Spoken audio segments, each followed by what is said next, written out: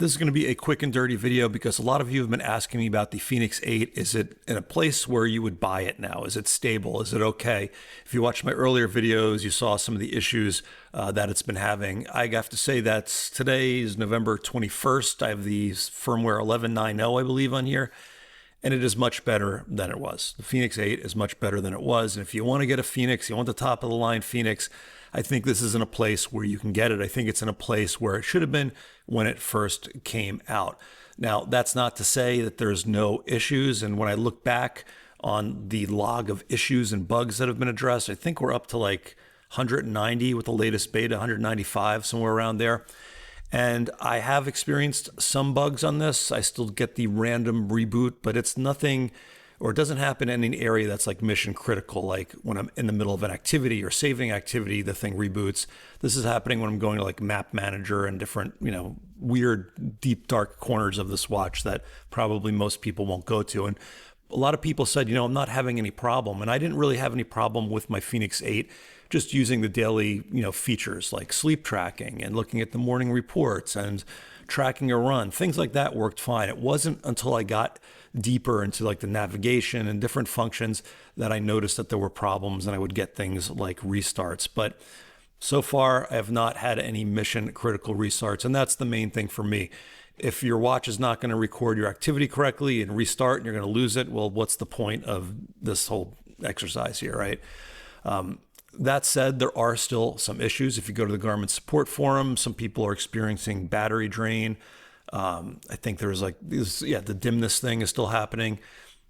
Those, I guess you can live with, and hopefully they'll be addressed. The Garmin team has been good about releasing firmware updates, and hopefully things are happening. And I'm guessing that because this is the flagship watch, this is going to be the priority, and it should be hopefully in a better state, even maybe a month from now in an even better state. So that's the Fenix 8. Now, if you are considering buying a Fenix 7 Pro or Epix Pro because of all of the problems, these are still great watches. These are great watches. I used my Epix Pro for hundreds and hundreds of miles, I guess maybe almost a year, without one issue at all. Not saying there's no issues from other people, but for me, worked solid. I used it to navigate and hike, track, sleep and my metrics and all that stuff. Worked great. But what happened is once Garmin started releasing new firmware updates for the Fenix 7 and the Epix Pro, there started to be problems again. So after all that time being stable, now there were problems. And this only started happening when the Fenix 8 firmware releases came out. I don't know if it's something at Garmin, if they're overwhelmed, if they're outsourcing development. I'm not sure. I have no insight there. But I noticed problems with my Epix. I couldn't use the screen in some instances, which is pretty mission critical. And if you look on the support forums, and people have written into me, there's issues with the battery and different things. It looks like now, looking at the forums today, that the Fenix 7 Pro or line is in a stable place, and the Epix Pro still has a couple issues, but they're not major. There's nothing like what it was when the Fenix 8 first came out. So I think if you want to get a really good Garmin watch, and probably at a good price now because it's like Black Friday and all of that, the Fenix 7 Pro or Epix Pro are still going to be good buys, and they're great watches. I prefer the Epix Pro to the Fenix 8. I like the way it navigates better. On the Fenix 8, you have to like swipe over into the other lane to look at your navigation screens unless you manually set them up in your main lane. Whereas on these older watches, it just puts them, if you're navigating, it automatically just plops those new screens, those navigation screens, into your regular screen flow. So that works better for me. But still a great watch, but just look in those forums and make sure that the problems that are there are nothing that's going to be mission critical for you. Now, in my last video where I was expressing my frustration with Garmin, I said I was going to go try out my Apple Watch Ultra 2. And I've been wearing both of these, on and off. And I gotta say, the only things I miss on the Fenix after going to the Apple Watch Ultra, I miss the long battery life, but that's actually not a huge issue with my Ultra 2. The Ultra 2 battery is big enough that I can put it on the charger when I take a shower, and that's it. I don't really have to do any long charging sessions. Maybe like once every few weeks after that, I'll put it on for a longer time. But generally, it's been really good battery-wise. The flashlight on these Fenixes, I always when it first came out, I thought it was like a bit of a gimmick, but I really grew to love that flashlight. I miss having that, and I miss having the buttons when I'm sweaty and like the conditions are bad. That said, I came up with some workarounds for the Apple Watch Ultra. You can put water lock on.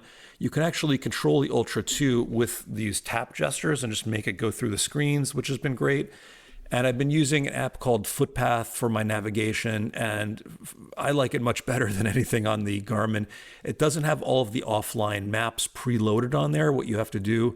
And it's easy. I made a whole video on this. You can check it out. I'll put a link under this. But you just have to send your maps to the watch, and then you can navigate on here. And the maps look great. The experience is great. You can use the snap to go through the screens. You can use the action button to toggle between the map and the data. And overall, I like that experience. It doesn't allow me all of the customizations and tweaks that the Fenix 8 or what any Fenix does, but it's enough to hike, and it gives me enough battery life to do something long like a Grand Canyon rim to rim. So I think if you are more interested in sort of like the day-to-day world, you don't necessarily need a sports watch or something ultra rugged, but you want something that can do a hike, I think the Apple Watch Ultra 2 is a great buy. And I've really enjoyed all of the conveniences with the Apple Watch Ultra 2 because my day isn't just hiking all day or sweating all day or whatever.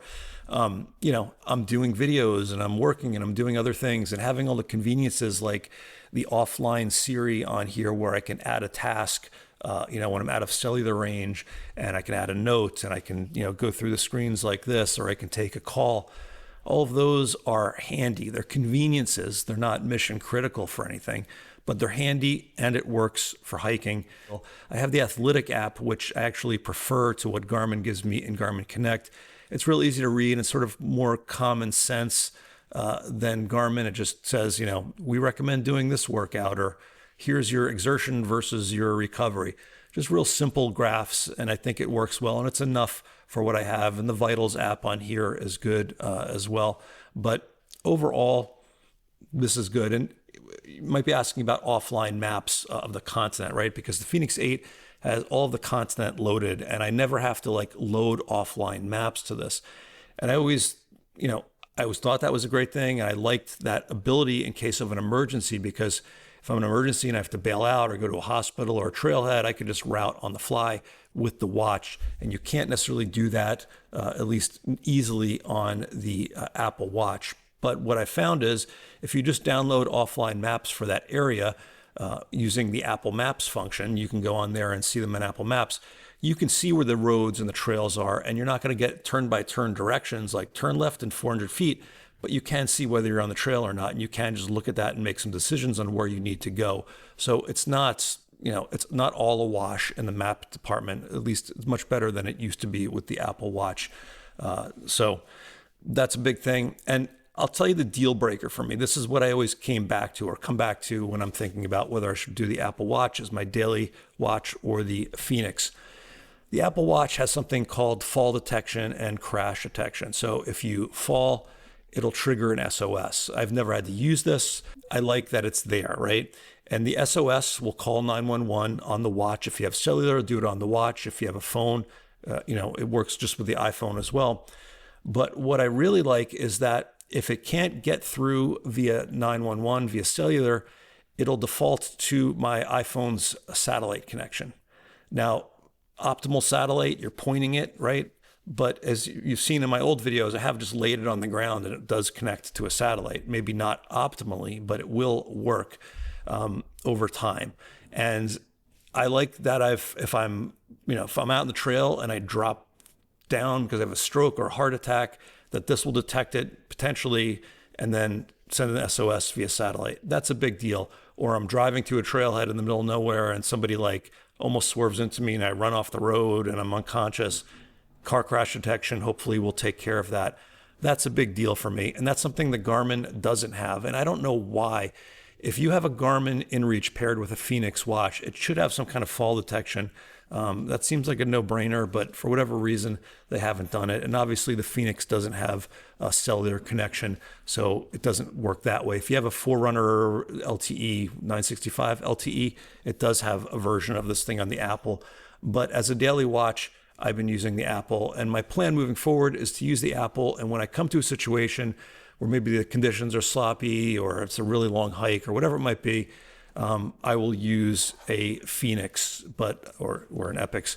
But I know not everyone has that luxury. So you really have to just stack up what's more important to you, the daily features on the Apple Watch or the smartwatch features on the Garmin, and take it from there. And I know not everyone has an Apple Watch. People leave me nasty comments saying, why should I buy an Apple Watch? I'm Android. I'm not, just because I say it doesn't mean buy it, right? It's not how it works. This is what I use.